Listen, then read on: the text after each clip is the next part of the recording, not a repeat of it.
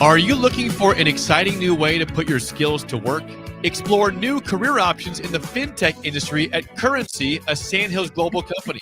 We offer full-time positions in financial sales, compliance, operations, and other fields. We also offer a 4.5-day work week, an attractive benefit package, and opportunities for advancement.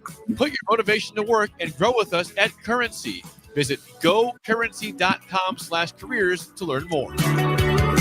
Breaking here at the news desk. When you stack Allo Internet, DirecTV, and mobile, you can lock in your price for 2 years. Sources are confirming that when you stack Allo Internet, DirecTV, and mobile, your monthly price drops and you're locked in for 2 years. That's fiber fast internet, premium streaming TV, and reliable nationwide mobile coverage. And this just in, you must switch by Labor Day to secure that locked-in pricing for 2 years. Switch, stack, and save at allofiber.com/stack.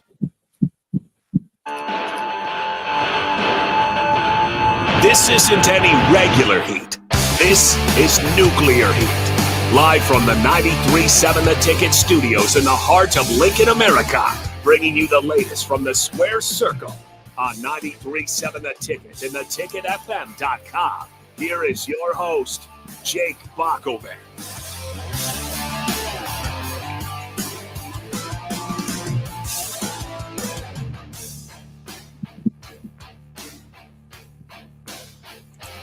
Yes, it is time to talk some pro wrestling here on Ticket Weeknights, or Ticket Weekends here on a Sunday night. I'm Jake Bachman alongside my tag team partner, Augie Pena, who is joining us from home today.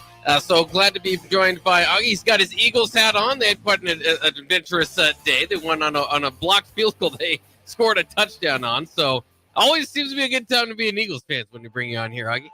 Yeah, I mean, 3-0, but they decided to all 3 games. They only won by like 3 points each. So they like to really panic us. But yeah, it's a good Sunday.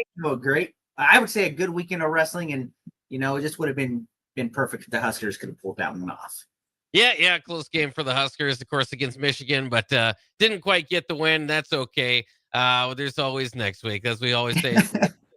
Certain wrestlers thinking that as well after last night's Wrestlepalooza.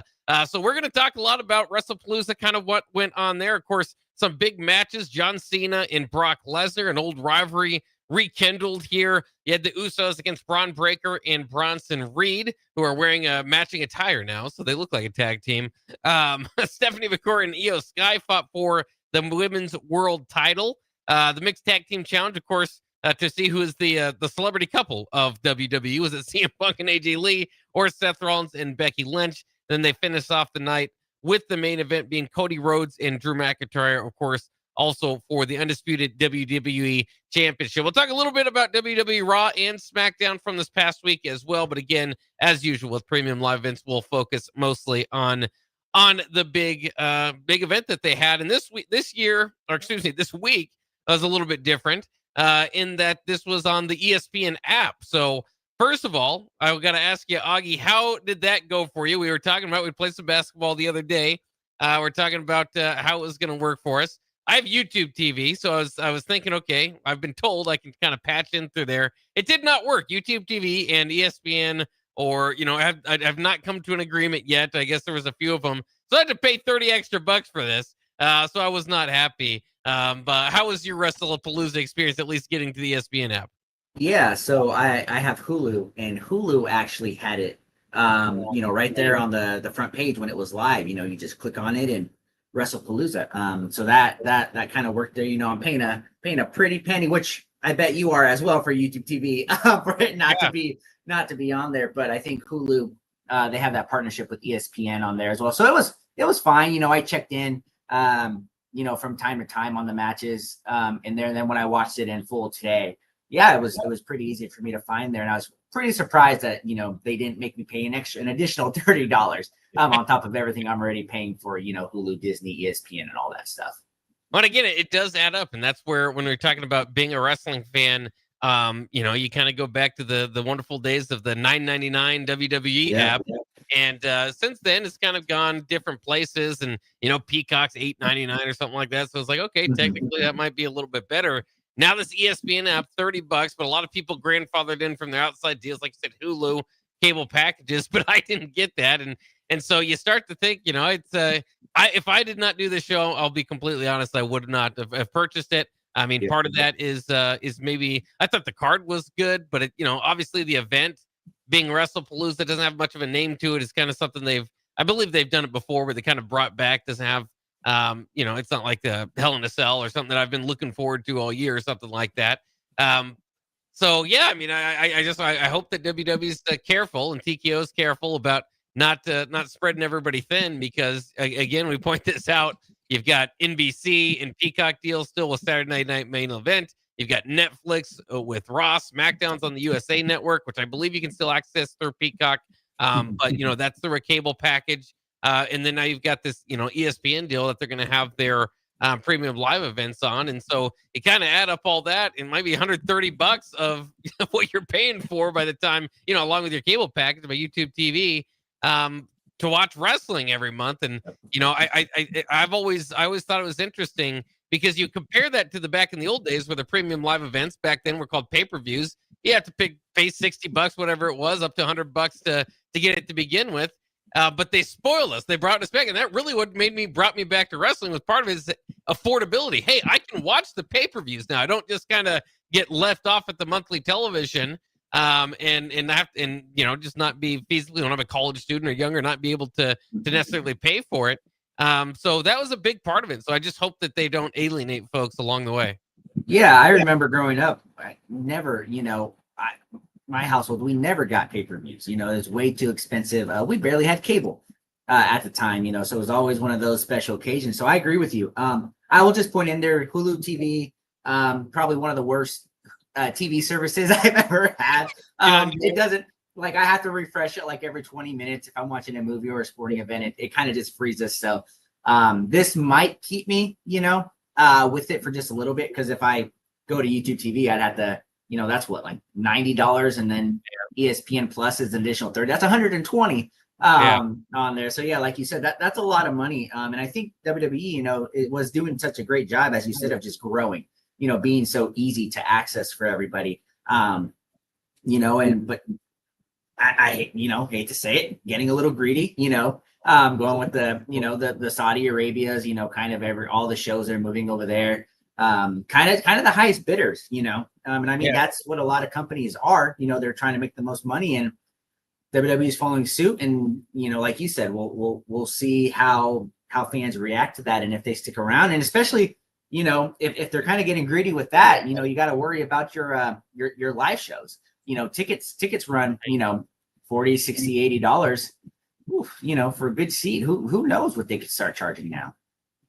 Yeah, and we didn't talk too much about it. I think we brought up last week that they announced Saudi Arabia WrestleMania here in a couple of years. And so, to your point, they've kind of gone a little bit more toward the highest bidders. That being said, usually Crown Jewel has been in Saudi, and now they're going to Australia. That's the next premium live event, will be in Australia, Saturday, October 11th. So again, we'll break down the storylines. Australia, of course, they've got a red hot Australian wrestler that they just haven't been doing a whole lot with, in Rhea Ripley. I would think that they're going to have something massive for her on October 11th. You think she is one of the challengers for maybe the championship from La Primera, who we'll talk about, won her first one?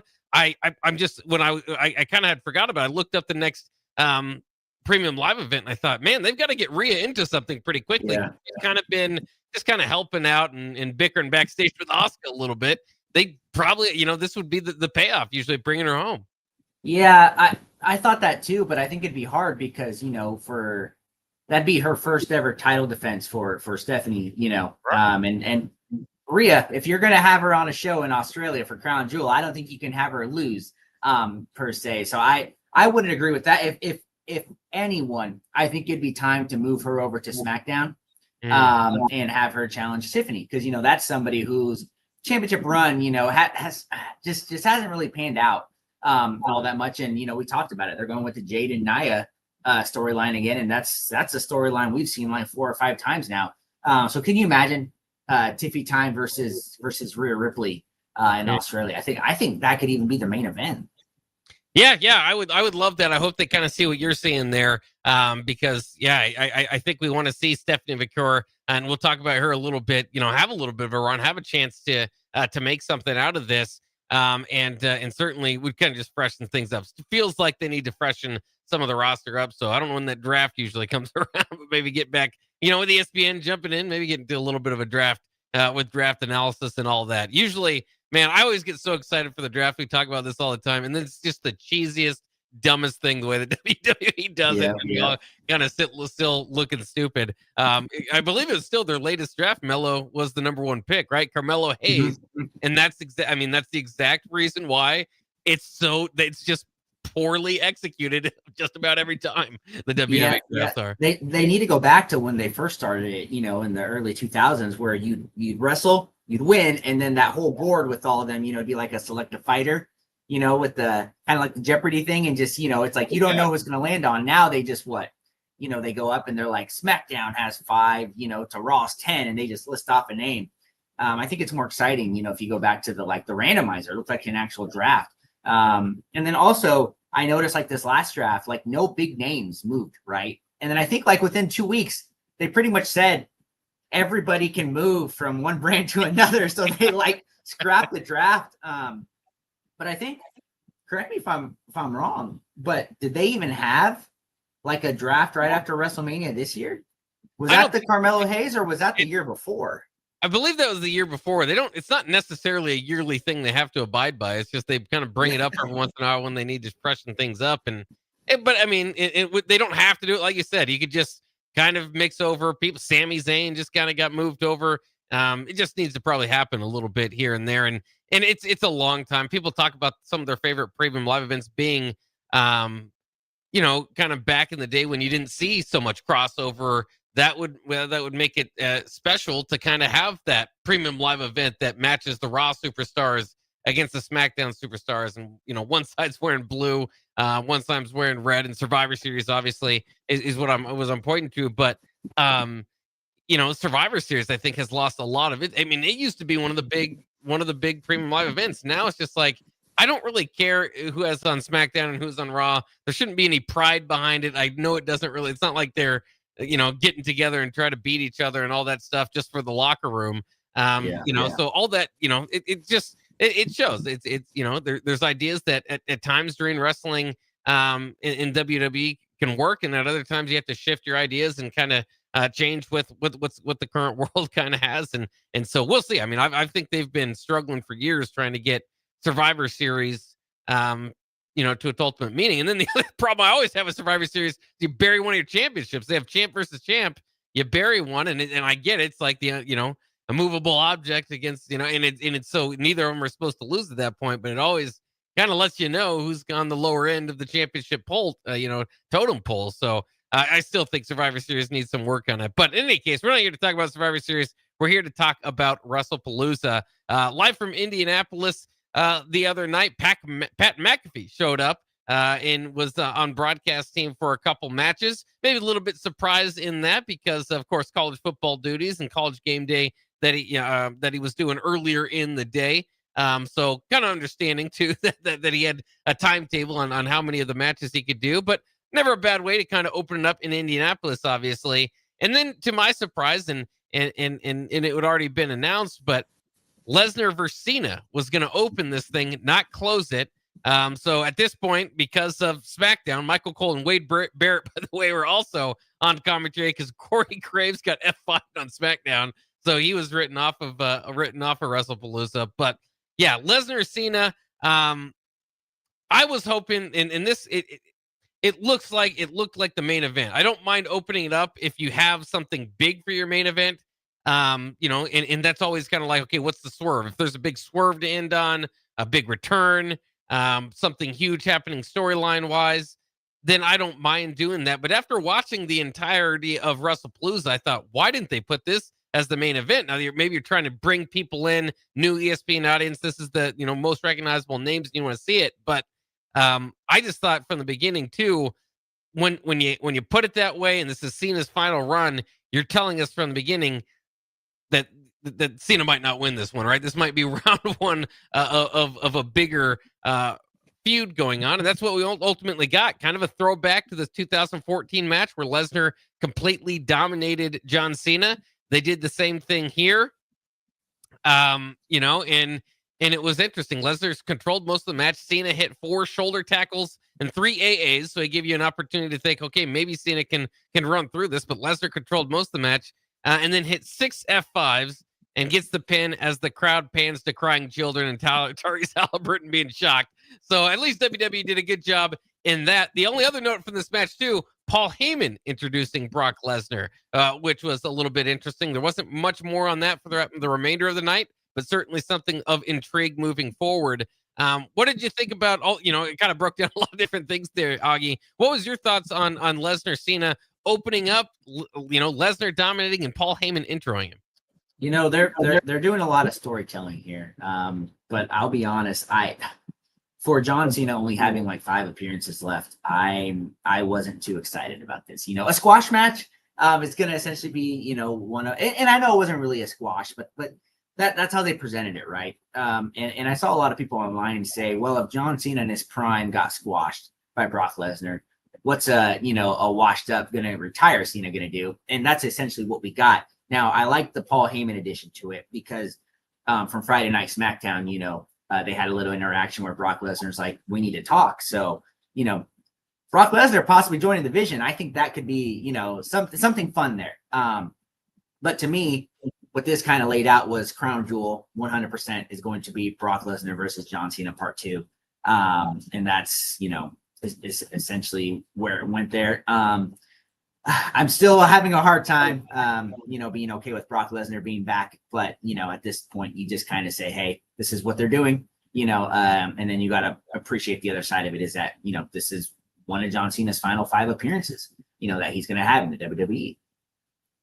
Yeah, it's interesting. And there were signs in the audience that also, would kind of get to those fans feeling the same way that you did. So it's kind of interesting. Angle wise, it's worked. Again, there's boos, there's children crying. So, that's kind of what they wanted out of this, I think. And maybe kind of reestablishes Brock. I mean, as the bad guy, a guy you're not supposed to be happy comes in and dominates your top stars.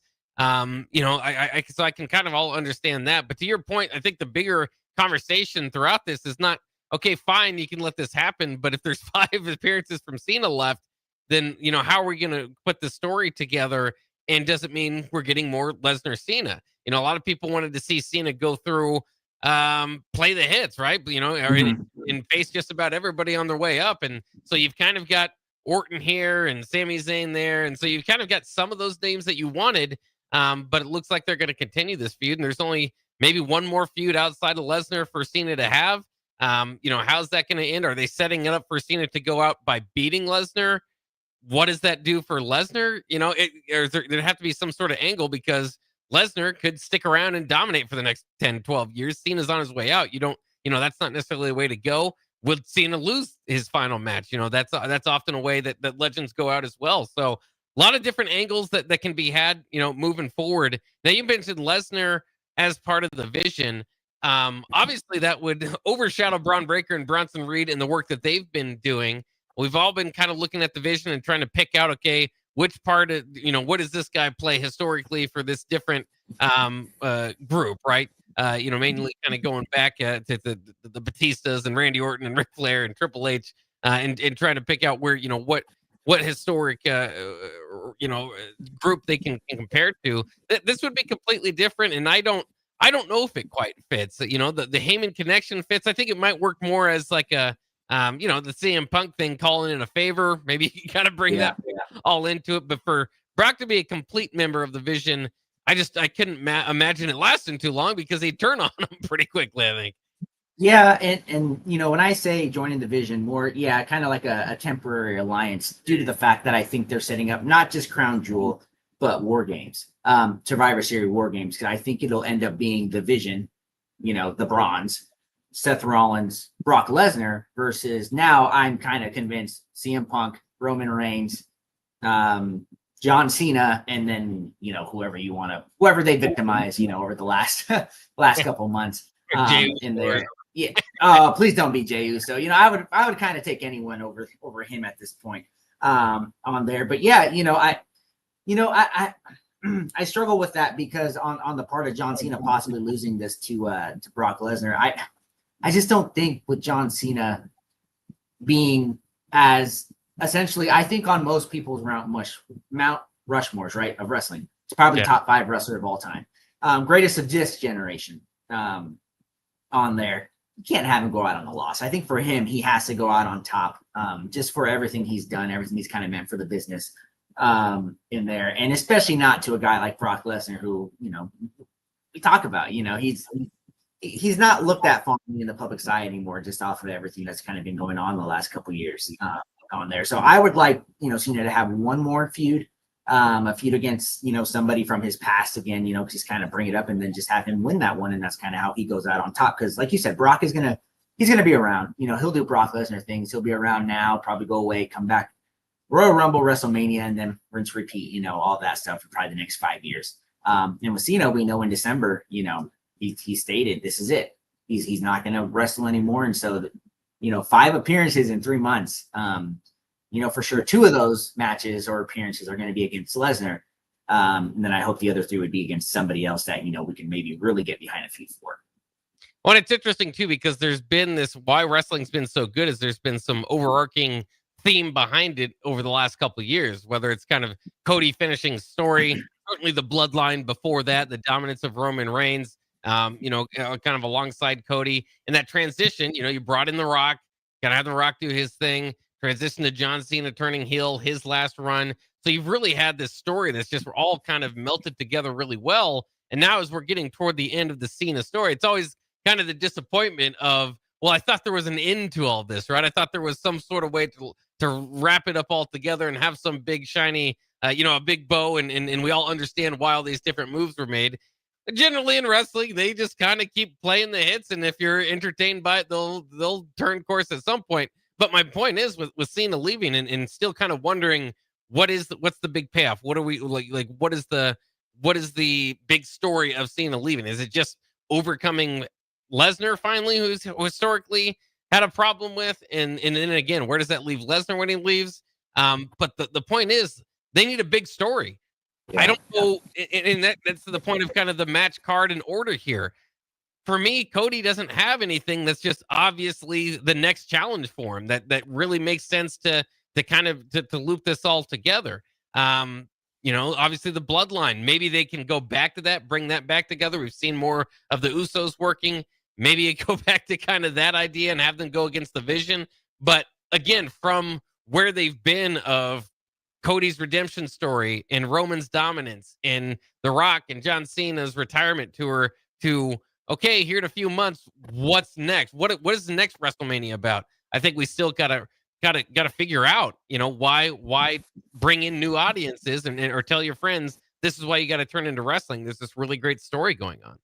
Yeah, and you completely hit it there. I mean, after that's before you could kind of see kind of the blueprint of it, right? It's like, oh, this is a possibility. This is a possibility. Right now, I mean, I think they're already teasing the crown jewel, champion versus champion, type of thing, So, we know where our feelings are with that. It's kind of a lose-lose on there. And for a guy like Cody, who's supposed to be essentially the John Cena Roman Reigns right now. I'm one of the guys that said, great guy. I know he can do what he does, but it's not hooking, right? It doesn't captivate me the way those guys did. And I would like to say I'm essentially, I a diehard almost, right? Grew up with it, all that stuff, really, really enjoy it. But for the new fans, they see somebody like Cody Rhodes feuding there. I just don't know if it sells as well as if a John Cena Roman Reigns does there on there. But I really hope they do something different, because some of the stories that have just, I know for John Cena a little different. They're doing the retirement tour, but I mean, for instance, we got another Cody Rhodes Drew McIntyre match, for WrestlePalooza, which isn't horrible, but come on, that's maybe not the main event, for WrestleMania you would see at the moment, just because. What was it, 2 months ago? Who was Drew McIntyre feuding? He was at the bottom and didn't have a shot, and now he's back up there. So I hope they they do something. But right now, I mean, your favorite. I think we're going to see a champion versus champion. At the Crown Jewel again. Mm. Yeah, we'll see. That's probably not heading in the right direction. So we'll see kind of where they go from there. But again, Lesnar dominating John Cena in the opening match. All right, let's take a quick break here on Nuclear Heat. We'll come back, talk about the Usos and Braun Breaker and Bronson Reed. Also the women's world title. We mentioned it earlier. Stephanie McCure using the Devil's Kiss to help get her past Io Sky. So we'll talk about that and those matches as well. That's coming up next year on Nuclear Heat at 93.7 The Ticket. We'll be back. Harvest season is coming, and Acres has discounted many of our late model John Deere combines. Get thousands in discounts and upgrade for this year's harvest. Plus, you could save even more with interest rates starting as low as 1.9% on select units. Low interest rates combined with our huge discounts, there's not a better time to buy. Visit acres.com for all the details. That's AKRS.com. Restrictions apply. Offer ends August 31st, 2025. Subject to approved financing. Offer may change at any time without notice. Hey fans, there's more winning at Amigos with the VIP Game Day giveaway. Every app scan is your chance to win premium tickets to a Nebraska football, basketball, and volleyball game, along with exclusive game day perks. And when Nebraska goes to a bowl, the winner also gets 2 tickets, lodging, and airfare to the bowl game. Weekly semifinalists will win free food for a year. Go Big Red, eat at Amigos, and enter to win. Amigos is celebrating 45 years with exclusive Nebraska Legends collectible cups featuring Tom Osborne, John Cook, and some of your favorite Huskers. For every cup sold, 50 cents goes to teammates. Show your Big Red pride by getting all 4 of these collectible cups at Amigos. This is Tom Osborne with the Teammates Mentoring Program. We have students on the waiting list for a mentor, and we want you to join the team. Learn more about mentoring and support teammates by visiting Amigos. An overdose can happen in front of you and you might not realize it. Blue lips, slowed breathing, pinpoint pupils, choking sounds, unresponsive to touch or sounds. These signs aren't always obvious, but they can be deadly. Knowing what to do could save your friend, your neighbor, your child. Learn more by visiting myhealthymind.crediblemmind.com so you can be ready before it happens. This message is funded in part by the CDC OD2A grant. This is former Husker and NFL linebacker Jay Foreman. For years, I've suffered from degenerative problems in both of my ankles, but thanks to a thorough and thought-out plan provided by Advanced Medical Imaging, I was able to get my life back with the least amount of pain as possible. While working through multiple options, the team of physicians at Advanced Medical Imaging were there to answer any questions I had. If you're experiencing any pain at all and want to get your life back, go to amimaging.com or give them a call at 402-484-6677. Advanced Medical Imaging, located at 7601 Pioneers Boulevard. Back to Nuclear Heat with your host, Jake Bockoven on 93.7 The Ticket and theticketfm.com. Oh, that's right. We're talking some wrestling here on a Sunday night. By the way, getting updates on my phone. Looks like Andy Reid and Travis Kelce want to wrestle on the sidelines again. So this time, Andy Reid bumped Travis Kelce. We've seen Travis Kelce yelling at Andy before. So trouble in paradise a little bit for Kansas City. We'll see how that turns out. You think Travis would have a pretty good career? Maybe we've seen Gronk try to make his way to the WWE. That didn't work out so well. But Travis Kelce is probably a guy that could find himself in the ring at some point. Yeah, see, Gronk was kind of, how do I say it? Very cartoonish, right? Kind of overplayed that. Whereas Travis Kelce has been in a couple movies and TV shows lately, and he hasn't been, bad at it. And so I think Travis Kelce, could be a guy that could jump into the WWE if he really wanted to. He'd be popular enough, that's for sure. I mean, he's got a fiance that's probably the number 1 pop star in the world. So, that doesn't hurt. Well, it's funny you bring that up because I saw something like it said it's something like Miss Taylor Swift's boyfriend, and things like that. And I was like, and they're like Mr. Swift. I was like, oh, okay. I was like, that's where Travis Kelce's heading now. I think maybe you can get one of ththose jackets like CM Punk had. It's an AJ Lee's boyfriend. Yeah. That would work out for him. I know that. At some point, your popularity might be surpassed if you're dating Taylor Swift. So that's fair enough. Let's jump back into Wrestlepalooza here. The Usos against Braun Breaker and Bronson Reed. It was interesting. The Usos used their old theme song. Kind of looked more like the one of the great tag team of old. And Braun's, I mentioned earlier, they were wearing matching the Vision jackets. So starting to kind of tie together a little bit there. I don't know if I'm a huge fan of that. What do you think of the jackets? I mean, kind of cheesy, kind of corny, but also a throwback to the tag teams of past. Yeah, see, I'm gonna say this is the WWE, so a lot of things are cheesy and corny that they do, but at least, like you said, at least they match. They looked like they were a tag team, which is something we've kind of said we wanted. I mean, they just named them a month ago, after being together for like 4 or 5 months, or something like that. So baby steps, they're getting there. So you can appreciate when they put a little bit of work into that. It's just interesting because Braun Breaker, when Seth Rollins had his injury angle, it looked like, okay, let's start to push Braun Breaker, and he's clearly, and I like Bronson Reed, but Braun Breaker's clearly kind of the higher up in as far as prospects moving forward. So I thought that was interesting. I don't know how long they'll stick with that, but they apparently have at least some tag team plans, I would think, into the future for them, because they're again aligning them up a little bit more. I think it's always better when you look like a tag team. I think that's something that WWE sometimes allows their different individuals get together and they don't necessarily match, and it kind of throws you off a little bit when you're kind of watching the match. So it's pretty quick, pretty easy to understand who's on whose team. But yeah, so we'll see. I mean, obviously they didn't wear the jackets while they were fighting. LA Knight was named the special guest referee for this match, and it was specifically interesting because he was lax on the rules, so he allowed them to bring out tables and chairs for this one. Yeah, man, I get it. They brought him in. Good thing, like we said, any television time, but they're really just stretching, how many people they feud with and everything at the time. Once they announced he was a special guest referee, I was kind of just like, I don't know what to think of it. I wasn't super excited as an LA Knight fan, but I knew with the storyline with him and Jay, they kind of threw out what was going to happen there, I thought.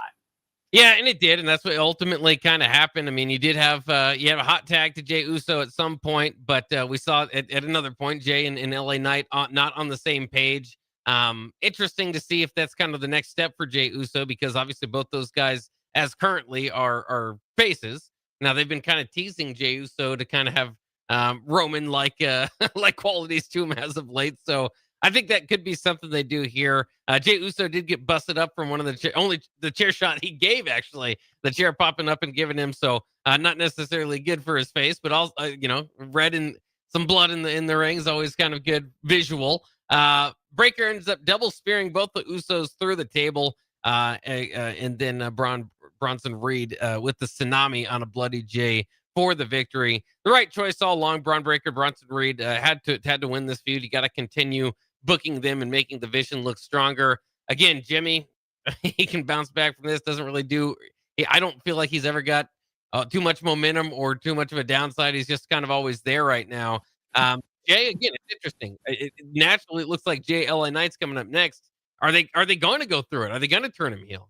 I think they have to at this point. You brought LA Knight into this. It didn't really.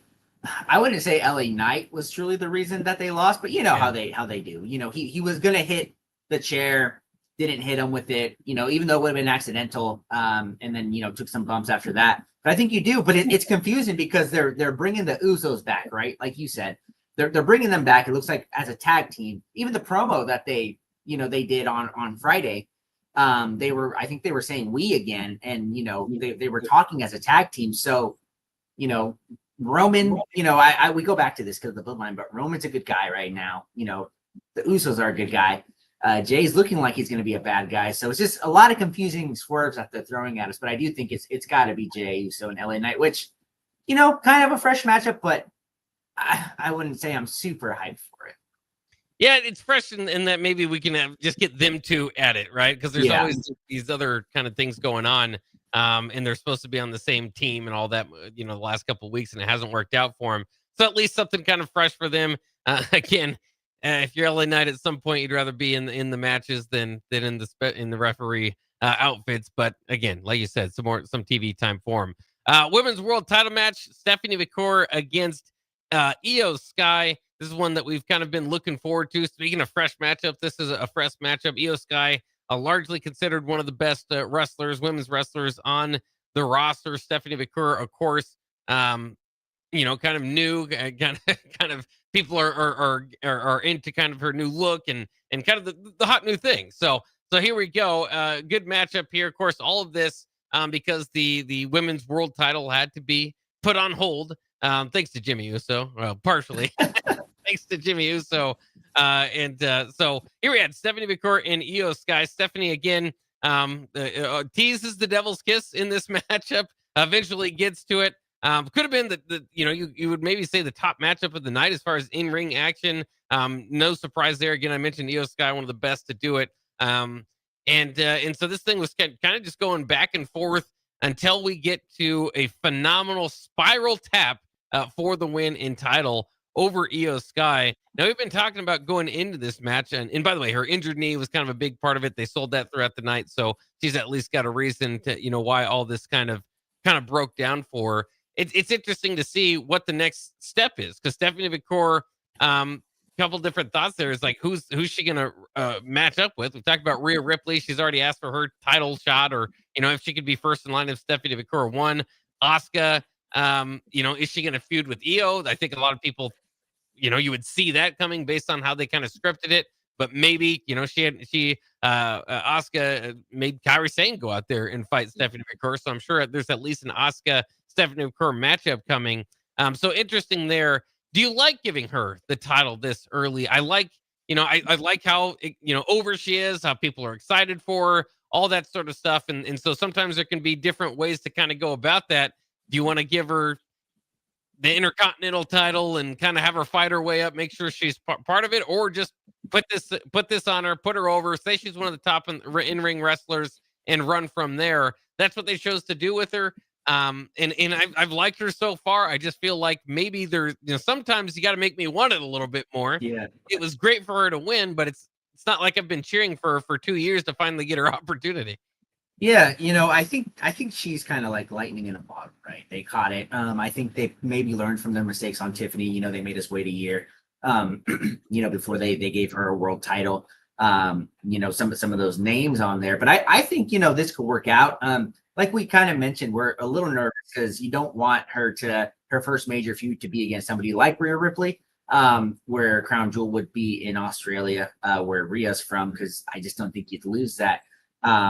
Rhea can lose that there. I wouldn't mind seeing like a rematch of Stephanie McCour and Io Sky, but they're kind of planting the seeds possibly for like a triple threat though between Asuka, Io Sky, and Stephanie. Where I can see it's where Asuka is going to try to go and possibly challenge for it, and Io Sky kind of being the good guy out of the group right now at the moment, kind of interferes, and boom, you have a triple threat.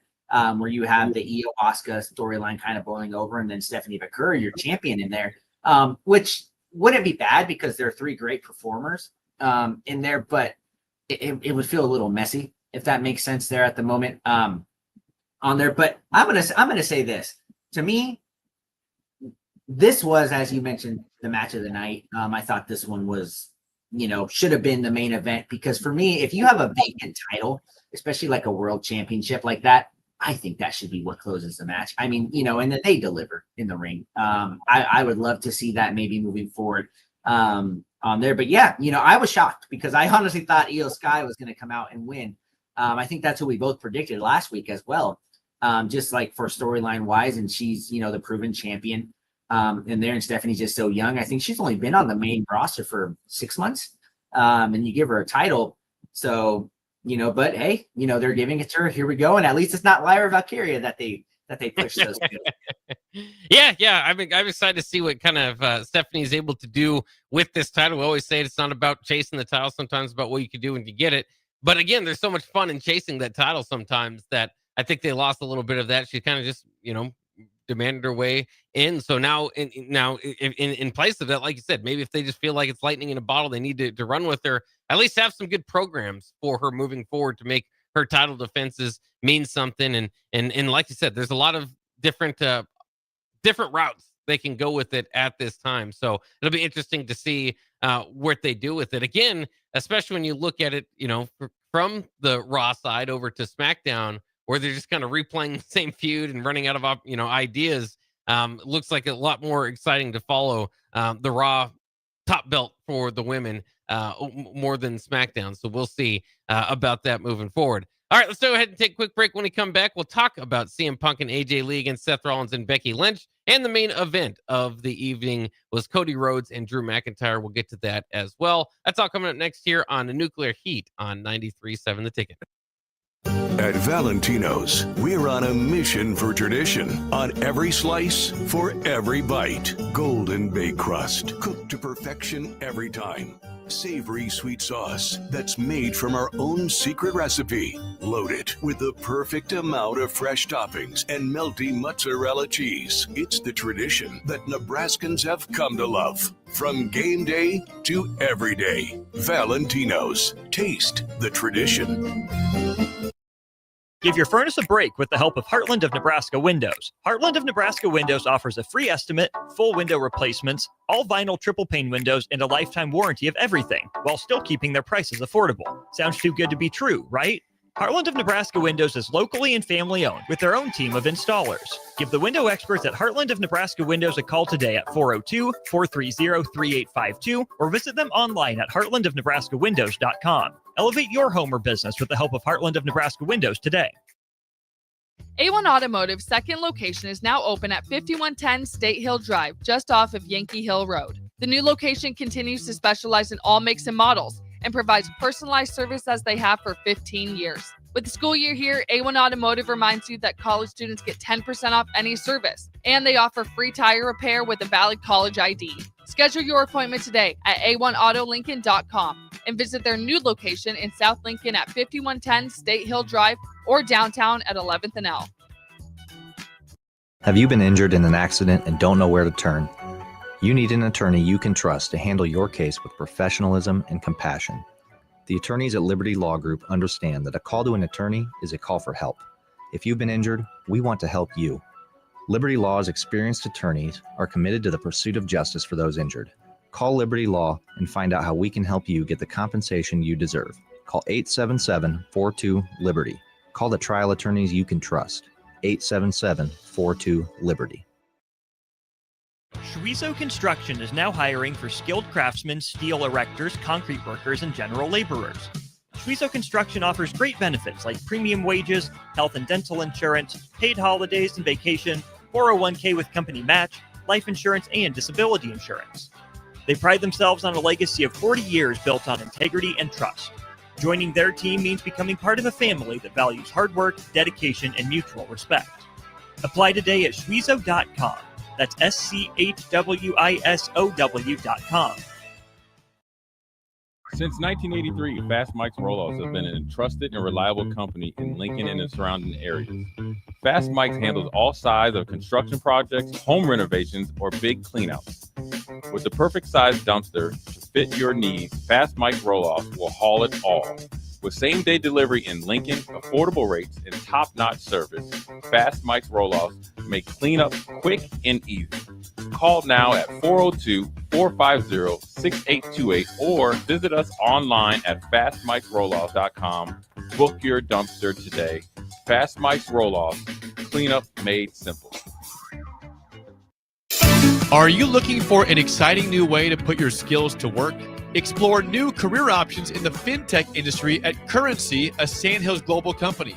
We offer full-time positions in financial sales, compliance, operations, and other fields. We also offer a 4.5-day work week, an attractive benefits package, and opportunities for advancement. Put your motivation to work and grow with us at Currency. Visit gocurrency.com/careers to learn more.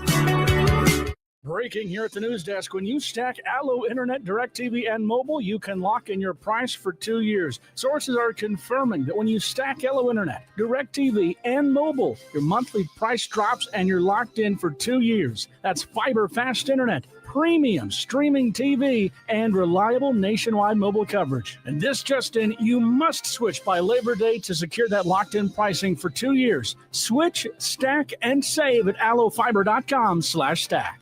Bring new life to metal treasures with Kaiser Blasting and Coatings. From railings and fences to outdoor furniture and unique antiques, their expert team removes years of rust and weathering, then finishes each piece with a lasting powder coat. Trusted by industries across the region, now local homeowners and businesses can experience the same professional care. Visit KaiserBlasting.com or call 402-421-3559 to request your quote. Restore, protect, and make your metal shine like never before with the help of Kaiser Blasting and Coatings.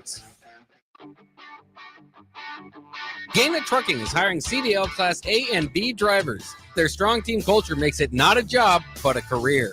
Gaina Trucking offers health, vision, and dental insurance, 401k with company match, an employee assistance program, and other bonus programs.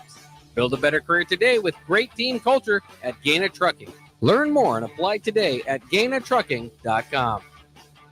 At Valentino's, we're on a mission for tradition. On every slice, for every bite. Golden baked crust, cooked to perfection every time. Savory sweet sauce that's made from our own secret recipe. Loaded with the perfect amount of fresh toppings and melty mozzarella cheese. It's the tradition that Nebraskans have come to love. From game day to every day. Valentino's. Taste the tradition.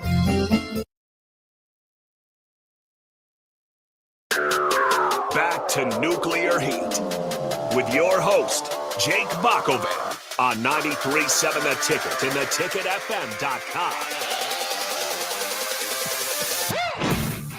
Yes, it is time to wrap up our thoughts from Wrestlepalooza, of course, from over the weekend from WWE. I'm Jake Bockoven, he's Aggie Pena, and we do this show called Nuclear Heat every week, every Sunday at 9 o'clock here on 93.7 The Ticket. We've talked about the first few matches. If you missed it, you can head to theticketfm.com, or if you're watching via YouTube, you can just go down to the bottom and scroll backwards, obviously. So we'll get to, you can do all that. We hope you enjoy us and tell your wrestling friends about us here, Nuclear Heat, again here on 93.7 The Ticket. Let's get to the you mentioned earlier, you thought maybe Stephanie McCurry, Io Sky, maybe could have made the main event. I almost feel like CM Punk and AJ Lee and Seth Rollins and Becky Lynch could have done so as well. Not that it was some big storyline that ended up kind of coming through this. It was kind of a, I don't want to say a standard intergender match, but you've kind of got to do it, go about the right way, where you have the thought of the men and the women maybe tangling at certain times, but for the most part, keep them separated and getting their shots in at different times. So it was, again, a back and forth match.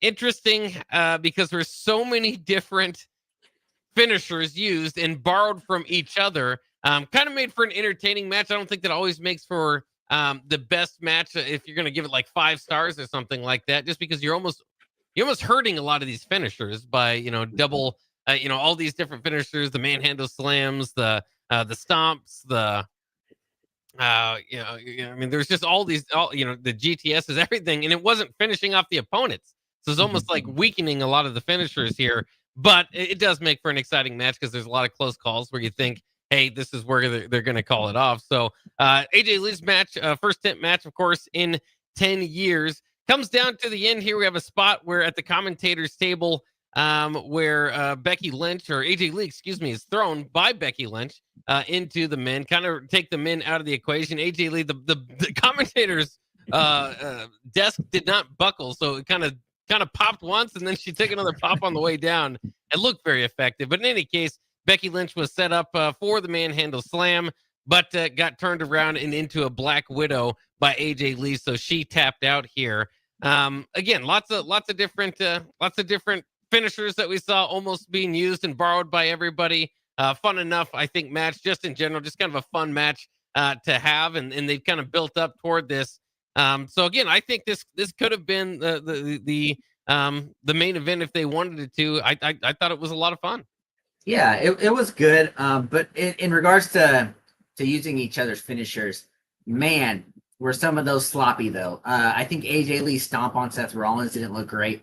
And what was that? The thing that really kept this from, I think, being, considered probably like a 4-star match is the fact that what was that ending? That Black Widow did not look like Becky Lynch was selling that at all. It looked like all AJ Lee was doing was just hanging on from her. And then she tapped, and I was like, wait, that didn't look like, it wasn't Painful. doing anything. Right. Yeah, at all. And she tapped there, but as you said, it was pretty fun. There's one thing I was pretty disappointed at, and I know you were ready for it as well. From what I recall, Becky Lynch never got a GTS, did she?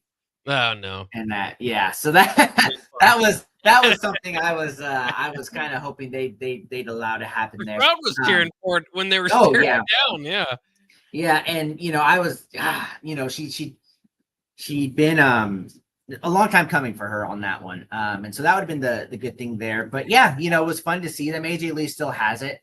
CM Punk, Seth Rollins. We know this feud is going to kind of continue for a while, and hey, AJ Lee, Becky Lynch. AJ's back. She said it herself. I think she signed a year or two contract. I think it's been leaked or something like that. So. She could get thrown into a feud and, the Intercontinental Championship, that could be pretty fun to see.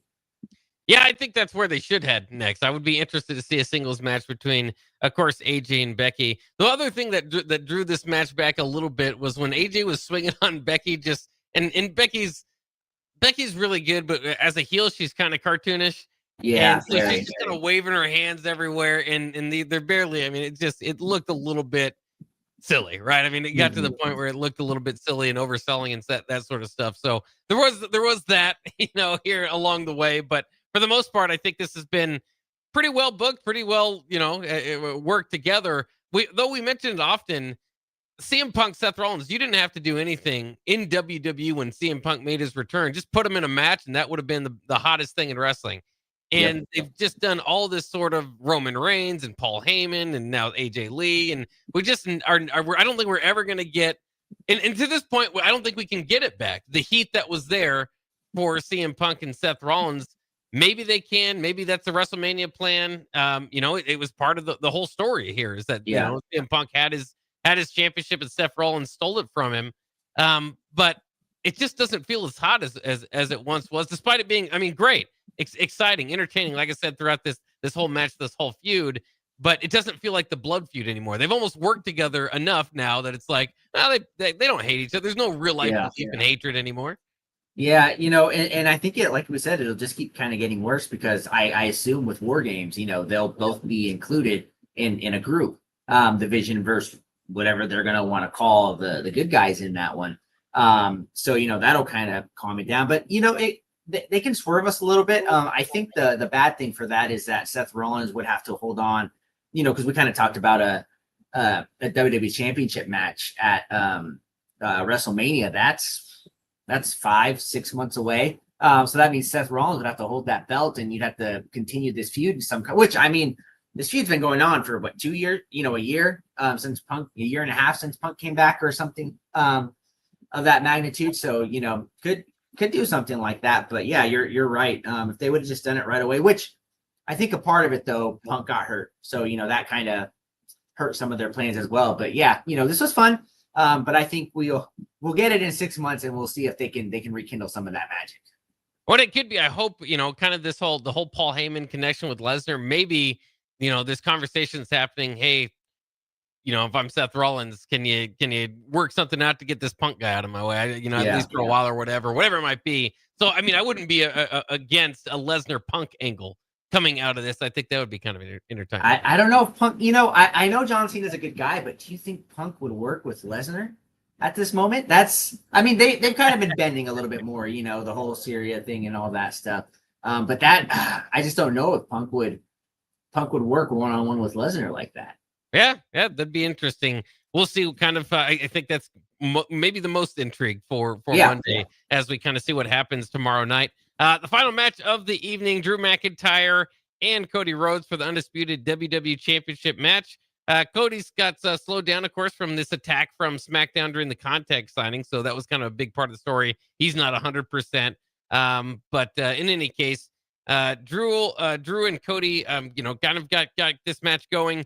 Drew eventually exposed a turnbuckle and used that as a spot. The ref was not there for the 3 count though, so Drew's got an argument coming out of this match that he should have had one again.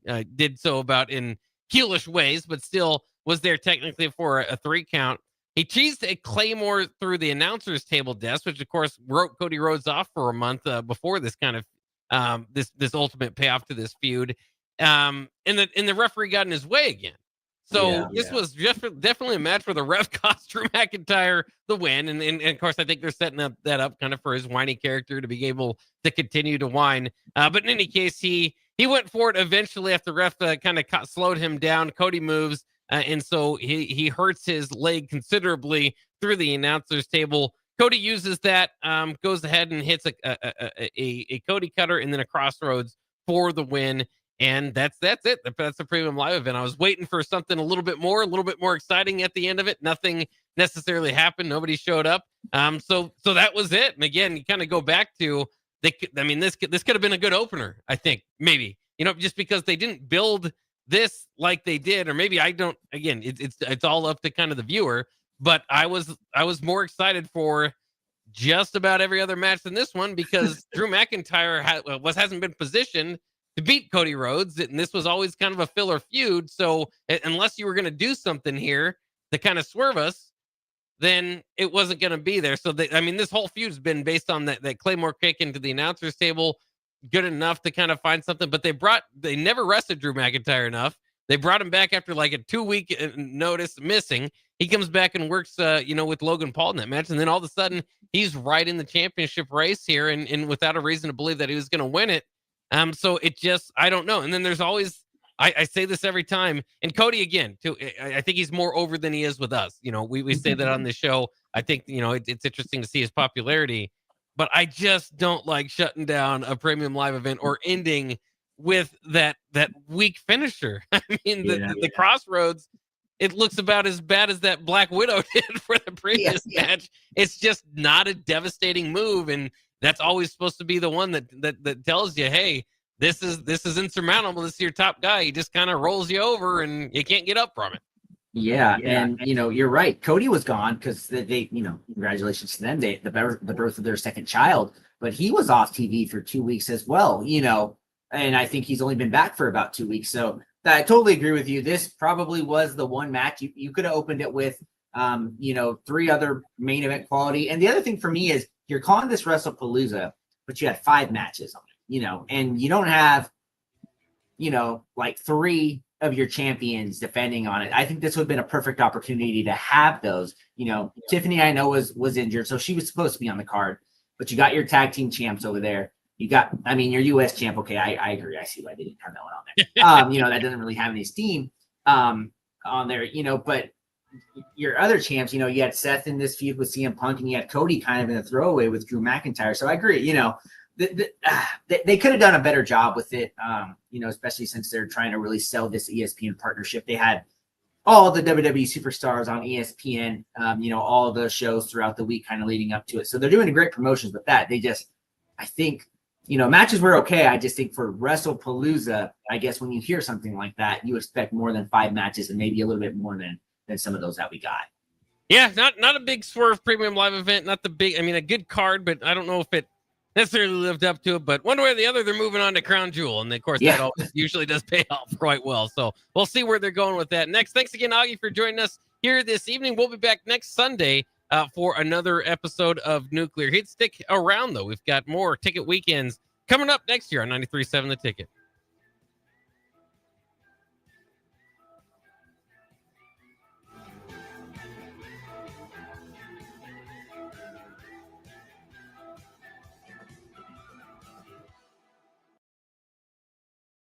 Give your furnace a break with the help of Heartland of Nebraska Windows. Heartland of Nebraska Windows offers a free estimate, full